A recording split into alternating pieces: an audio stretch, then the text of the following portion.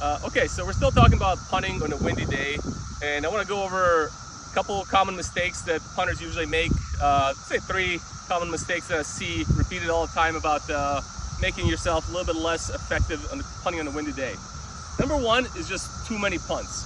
So I've gotten advice when I was in college by NFL pro. He said, come out on a challenging day, whether it's wind, rain, whatever you're trying to work on, and you want to hit enough punts to prove to yourself that you can do it.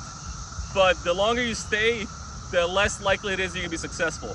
So really, when it comes to punting on a windy day, you want to get out there. You don't want to avoid the wind. You're looking at your punts between 1 and 10 being kind of like a warm-up, getting a feel for the wind. Punts between about 10 and 30 are going to be a sweet spot. You're going to be physically focused, mentally focused. Things are going to go well. Punts 30 to 50, you're going to start fading a little bit, to be honest, like more psychologically. You're going to start losing focus. Punts are not going to go as well. And then if you're punting past 50 on a windy day, you're just asking for a bad day. So you want to kind of wrap that up at 50. Don't take it past that. That should take you, depending on the number of footballs you have, maybe 20 or so minutes. Call it a day.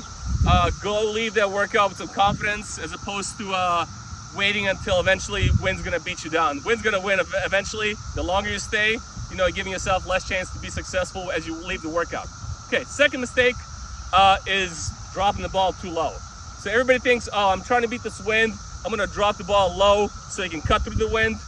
Yes, you do. However, if that contact point gets below your knee down here, what ends up happening is you're not able to accelerate with all of your foot speed into the ball, and you're essentially hitting the ball with a little bit of flick of a leg and not your full power. You don't want that. Again, you're going in a windy day, you want to get maximum power behind the ball.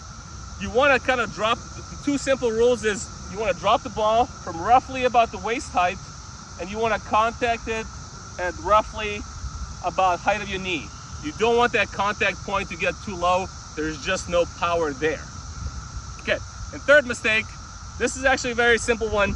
A lot of people look up and let their body come up as they kick the ball, and essentially hit a ball that goes up too much vertically too soon, and wind just kind of kills it if you're going into it. What you want to do in wind is really, and you should do it all the time, by the way, you want to keep your eyes down when you strike the ball. Even if the wind moves your drop a little bit, you should be able to hit it nice and flush. So keeping your eyes down and having the downfield mindset with a swing. So the contact height of your plant leg's knee is gonna allow you to get maximum foot speed through the ball. But having a downfield mindset with the swing, you're thinking about coming up through the ball and taking that swing out more than up. And that's gonna give you the drive, the velocity behind the ball. Is gonna cut through the wind if you're going into it, or it's gonna affect it less if you got a crosswind from different sides. The contact height is gonna give you, the contact height being at the height of your knee, is gonna give you all the hang time that you need. So focus that swing of going through the ball and more outwards. That way the ball has a good velocity. And I'll add like a little bonus air that I see.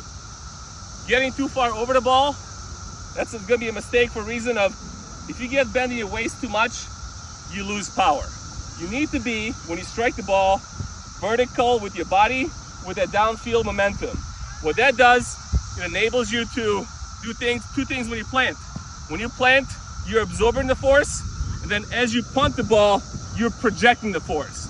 If your body's soggy in the middle, soft core, you're only hitting the ball with a part of it. You're not getting your whole body behind the ball, and it's not gonna go as far, and the wind's definitely gonna affect it more. Keep kicking, have fun.